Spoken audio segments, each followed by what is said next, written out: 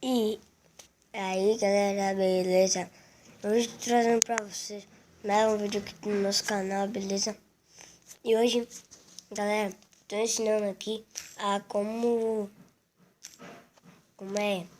vocês melhorar o seu canal, que na verdade é botar uma foto do perfil do WhatsApp, não, do YouTube. Se você não tiver o Google+, você baixa na Play Store. Aí vai. Aí também quem quiser baixar um aplicativo Mobizen, é muito bom que eu tô gravando nele. Aí vai aparecer aqui, ó. Tudo isso. Isso aqui é um negócio que eu fiz. Um perfil. Aí vai aparecer em branco aqui. Ai, computador chato. Que era o meu que tô mexendo aqui. Mas eu tô mexendo no celular e no computador ao mesmo tempo. Aí, galera, você vem aqui na fotinha. A sua foto. Vai.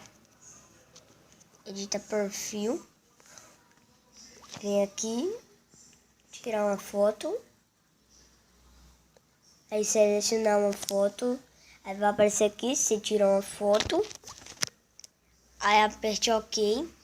Vai, tipo, escrevam aqui. Aí, vamos falar, nós somos Zica. Pronto.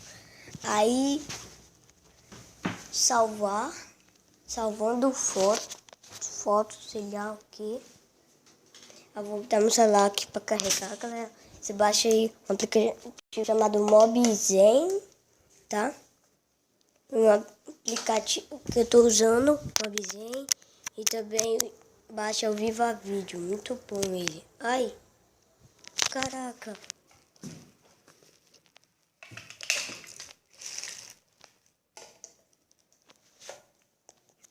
Então espero que vocês tenham gostado do vídeo. Então fui.